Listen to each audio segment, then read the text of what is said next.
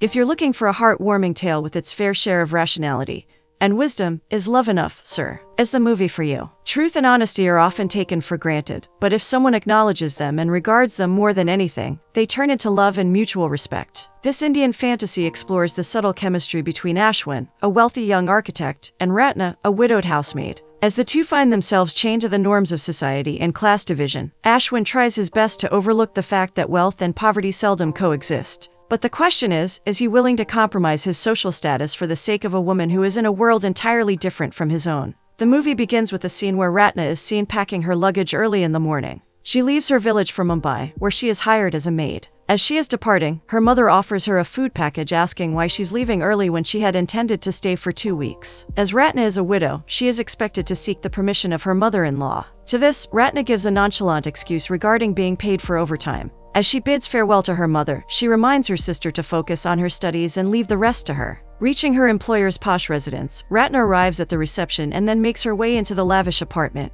Meanwhile, the receptionist divulges something to a driver, who then sneaks in to let Ratna in on the news. Eagerly enough, the driver discloses the news of their employer, Sir Ashwin's wedding, being called off. Ratna dismisses the news, telling him to mind his own business before proceeding to do her daily chores around the house. It seemed as if the news was true to some extent, though, as Ashwin seemed rather frustrated arriving from his office. Ratna is about to enter with a tray of lunch, but she finds him irritatingly taking his socks off, so she deems it best to leave him alone. Ashwin storms out of his apartment in a fit of desperation and makes his way over to a thrift shop to buy a box of gold leaf cigarettes. Even though he seemed calm sitting near the seashore, he tries to light his cigarette repeatedly, but eventually ends up deciding not to smoke. On the other hand, Ashwin's mother, Mumiji, decides to visit him, only to find that he left a while ago without his phone. She waits as Ratna serves her a glass of lemonade and asks her if Sabina has called or not. And as Ashwin returns, it turns out that the news of the wedding being called off was indeed true. Ashwin intended to marry Sabina, but they somehow called it quits. Seeing Ashwin so troubled by his situation,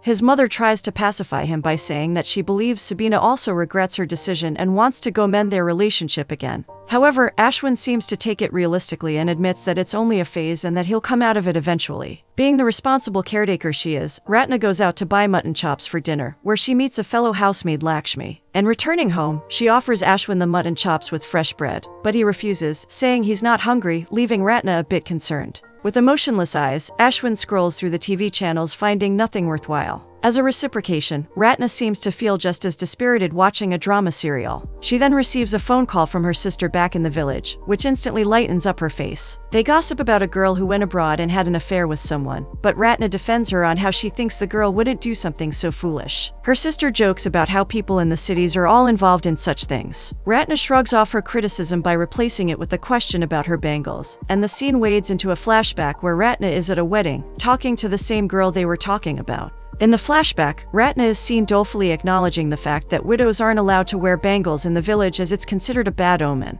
The girl in front of her dismisses her reason, saying it's nothing like that in the city, and people go about their lives by their own rules without the binds of such superstitions. The girl then buys Ratna a set of bangles, but she confesses that she still has to take them off while she is in her village. But as if in a moment of contradiction, Ratna decides that she does want to go about her life the way she wants. This seems to entice her sister as well, who hurriedly asks if Ratna would suggest a job for her as well in the city. Taken aback by her suggestion, Ratna shunned her by saying that she should focus on completing her diploma, and then they could start a tailoring business together, thus revealing her passion for becoming a seamstress. Ratna even hints that Lakshmi is looking for a tailoring job for her, but she has yet to take permission from Sir Ashwin. Meanwhile, Ashwin's friends and family seem to not give up yet on his decision to call off the marriage, and so Nandu has come over to put in a good word about Sabina. Everyone insisted they would make a perfect couple, yet Ashwin would not have it this way. Nandu insists that he reconsider, and while Ashwin is annoyed by the pep talk, he declares that Sabina just wasn't meant for him. He claims she needed something beyond what he was willing to give. He even confesses that he never loved her enough and only proposed because of social pressure. He took the proposal as a means to thank Sabina for her commitment to alleviating Rahul's medical condition.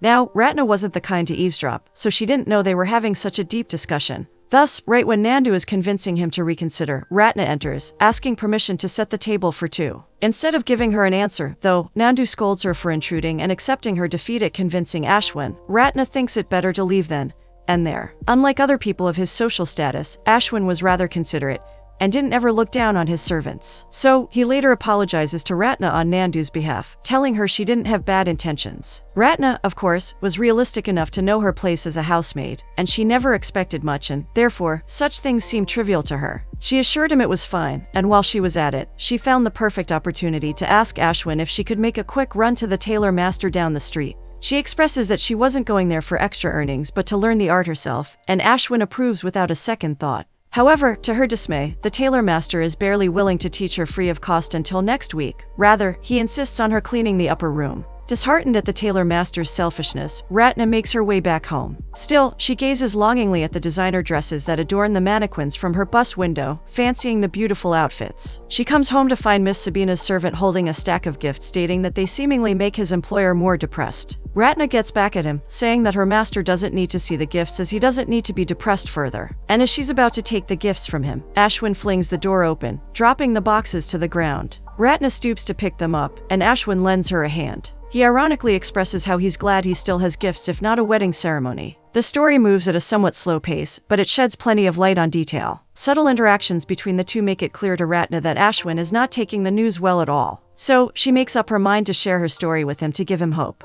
A tale unbeknownst to Ashwin, Ratna reveals that she was widowed 4 months after her marriage. But she didn't give up, and here she is, living her life instead of mourning her fate. Days pass by as Ratna makes useless rounds to the tailor master, running errands and unraveling blouses with not a single worthwhile stitching lesson, while Ashwin manages his sight work alongside his father. Till this point in the story, Ratna and Ashwin remain true to their roles, with her fulfilling her responsibility with a pure heart and him reciprocating her sincerity with subtle thank yous. It makes her feel acknowledged and respected as a worker. But as the norms of society deem it odd for a single man to be living under the same roof as a young woman, the receptionist shows his concern to Ratna, offering to help her look for another job. He, too, assumed she would need to leave the house as Miss Sabina wasn't coming back after all. However, Ratna inquires as to why he suggested another job, and he responds with the all-too-familiar "what will people say?" Aware of how she managed to keep up with that same remark until now, Ratna nonchalantly replies that others' opinions never mattered to her, and if she were to care about them, she would still have been back home, sulking in her village. Ratna still found it hard to admit that the tailor lessons weren't working for her. Right when she said to abandon them, Lakshmi suggested taking up a 3-month tailoring course and even offered her a loan so she could fulfill her dream of becoming a tailor. So, she seeks Ashwin's permission, and he, too, is pleased to know she got rid of the tailor master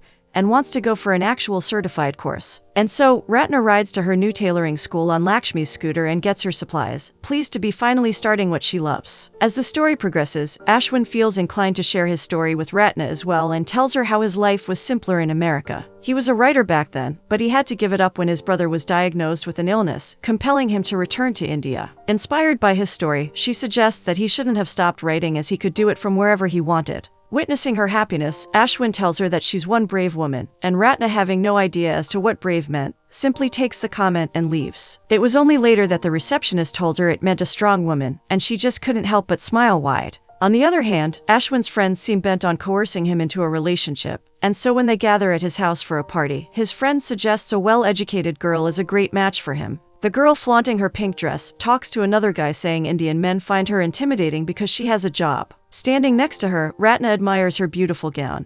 But while she's gazing at her, she accidentally spills a glass of drink on her dress, startling her. Infuriated, the girl stands up and starts degrading her. She goes on about how she has a moron housemaid exactly like her and that she would downgrade her salary to teach her a lesson. Ashwin, though, rushes to her rescue and rebukes the girl before informing her that he would never deduct Ratna's salary for something so trivial. This infuriates the girl, and she leaves in a fit of anger. But Ashwin again apologizes to Ratna. Now, as days pass, Ratna becomes an expert at stitching dresses, and Ashwin walks into the room one day while she's trying on one of her newly stitched dresses in front of the mirror. Ashamed at the realization that it was Ashwin's room, to begin with, and she was the intruder, Ratna instantly starts defending herself. She says she only went in to clean the room. She only wanted to see the new dress in a long mirror, given the one she had was smaller. Staying composed as ever, Ashwin calms her down, apologizing that he was in the wrong to have entered at an odd time. He explains that he left the office early because of a public procession. Still perplexed at her situation, Ratna alleges that most servants take advantage of such situations and use their employers' things like televisions and air conditioners while they're gone, but never once did she dare to do any of that. Ashwin, though, affirms that it doesn't bother him in the least and then goes on to compliment how nice he thinks the dress is. At the shift of topic, Ratna tells him that it was for her sister, who desired city clothes. And as if to mitigate latent desperation in Ashwin, Ratna suggests that he should settle things in India and move to America for his well-being, but he declares it downright impossible now. Later, Ratna is seen entering a fancy boutique, marveling at the embellished dresses, but the owner looks at her in disgust, calling the watchman over to do his job right and show her outside. As Ratna reflects on the boutique owner's behavior, Ashwin asks her what she wants to become one day. Avidly expressing her desire to become a fashion designer, Ratna observes as Ashwin shows utter surprise at her declaration. Taken aback by his reaction, Ratna questions his comportment to her social status, saying people like her are rarely expected to accomplish so much as a well-reputed job. Ashwin instantly apologizes that he only meant that the fashion industry was quite challenging. Meanwhile, the doorbell rings, and Ratna finds Lakshmi in tears. She tells Ratna how she slapped her mistress's son, whom she raised like her own son, while he was misbehaving. It landed her in trouble with the mistress, who stood watching her son kick Lakshmi, but didn't say a word of admonition and instead took it all out on her. However, she didn't fear getting fired as she knew the mistress couldn't raise her son on her own. As for Ashwin, he is unable to forget their brief discussion and can't help but feel bad for Ratna for thinking inferiorly about herself, and wants to somehow show his regard for her. When Ratna arrives later that night, he brings a fashion designer's magazine for her as an apology, which she gladly accepts. But as Ashwin is getting ready for work earlier the next morning, he says his customary thank you to Ratna, who hides a special something behind her back in addition to the regular breakfast. And soon enough, she extends her arm, revealing a nicely wrapped gift package for Ashwin's birthday. Surprised, Ashwin takes it and opens the package to unravel a blue button-up shirt, which he thinks is a bit different but good nonetheless. And much to Ratna's surprise, Ashwin comes to the hallway wearing the same while leaving for his office. She rushes to compliment him, adding a caveat not to tell anyone that she made it. But Ashwin simply returns her smile and tells her that his dad likes the shirt too.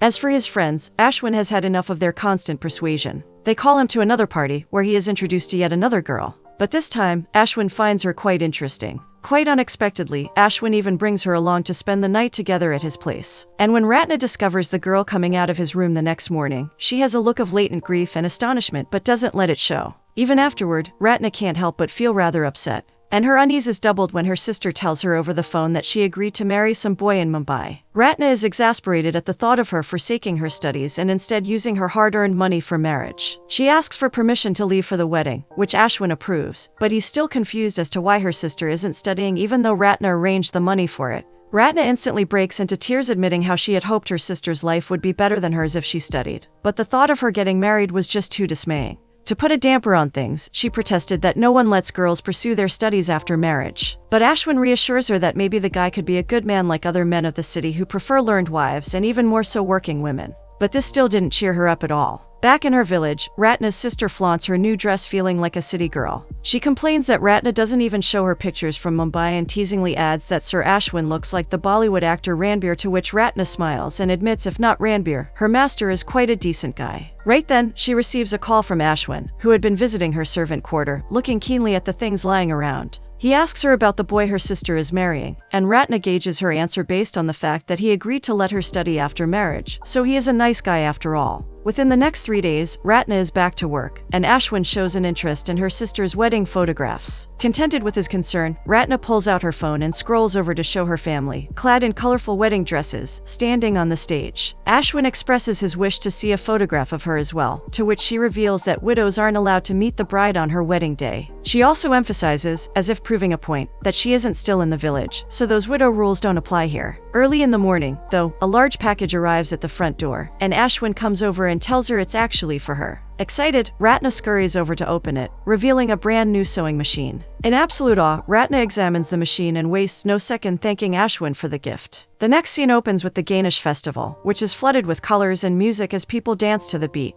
Ratna and Lakshmi also join in to dance together while the drummers beat away an exciting tune. It's almost time for Ashwin to return from his office, and so he finds himself gazing at a dancing Ratna, and as Lakshmi invites him over to join them, Ratna notices and fixes herself following after Ashwin. As they both move to the elevator, Ashwin tells her she should have danced more while she was at it. But a latent tension finds its way into the elevator, and as they enter the apartment, Ashwin grabs hold of Ratna's hand, and then proceeds to kiss her forehead. Their sudden intimacy is interrupted by a phone call, which Ratna quickly attends. As if nothing transpired between them, Ratna pretends to act unbothered and reveals that it is Mummaji asking her to make fish curry at a party that she is hosting tomorrow. And then Ratna abruptly left for her room. Perplexed by the situation, Ashwin makes his way to her room and finds her sitting with her knees tucked, a confused blank expression on her face. Ashwin approaches her just like the gentleman he is, asking if she wants to go out with him. Ratna replies with an apology confessing that she made a mistake. Nonetheless, Ashwin insists on taking her out somewhere, away from his home.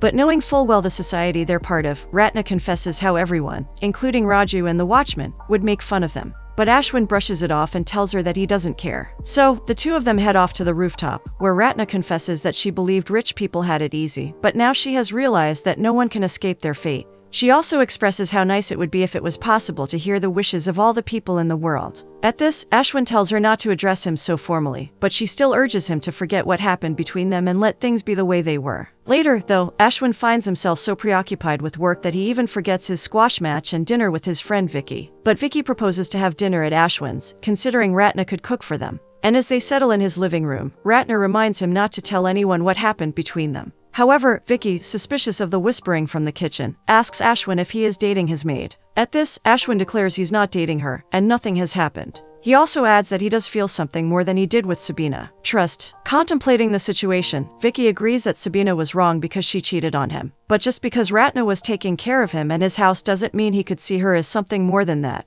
Nonetheless, Ashwin insists that Ratna feels like a worthy companion because she understands him more than anyone else. Vicky tries to show him the bigger picture of how she's a misfit, and they don't stand a chance together. And even if they did, how would Ashwin take her out with his family? His mother would never approve of someone who doesn't even know how to use a spoon and a fork. Still, Vicky shows his regard for Ashwin's feelings, but he tells him to open his eyes to the truth of their society. Finally, he says that if he cares for her, he should leave her alone because that would be the best for her. Meanwhile, at the party hosted by Ashwin's mother, Ratna finds herself amidst a crowd that doesn't even look her in the eye or give way for her, let alone accept her as anything more than a maid. She finds Ashwin to be the only person who actually acknowledges her and even smiles while taking the glass from her tray. After the party, Ratna is seen sitting on the kitchen floor amongst 3 other workers, eating her food, when Ashwin comes in asking if he should wait for her to finish, and then leave together. However, Ratna refuses to come along, saying she will leave later with the driver, Mansoor. And one of the workers seated beside her on the floor teases her, asking if he, too, could wait for her as her master did.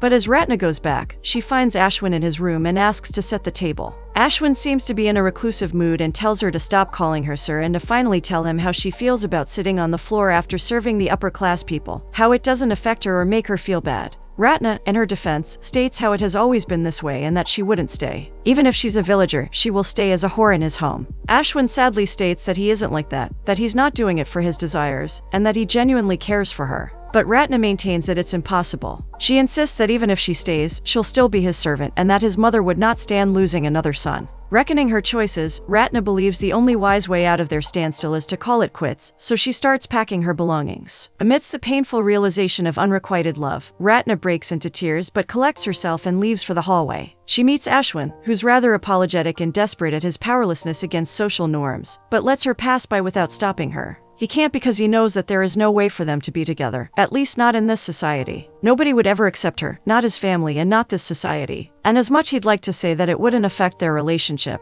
deep down, he knew that it would break her deeply. And so, for her own sake, he did not stop her. And that's how they parted ways for good. Ratna leaves for her sister's house while Ashwin decides to move back to America. Both fall into their rightful places, both perfectly fitting for their social status. And Ashwin's father, who suspected a hint of an affair between the two, was also satisfied with their sudden decision to leave. On the other hand, Ratna's sister discloses how it was rumored that she might have stolen something, which is why she was fired. Disturbed by the falsehood of the claims, Ratna swears she never stole even something as small as a safety pin. Still, life gives Ratna another chance to pursue her passion when she receives a phone call telling her that she is needed for a seamstress job. Ratna doesn't spare a second and hurries over to a fancy boutique owned by none other than a friend of Sir Ashwin. Celebrating her success in landing the job, Ratna goes over to Ashwin's residence, where a hefty lock is hanging from the door. Right afterward, she receives a call asking for her well-being, and Ratna instantly recognizes it as her sir. But this time, after a long pause, she calls him Ashwin as if conveying a final message of love to her departed master. So, we see that instead of ending the story with a cheesy happy ending or following an escapist trope, the movie concludes with a more rational and realistic take. Society wouldn't have let them thrive together, so they didn't rebel against it.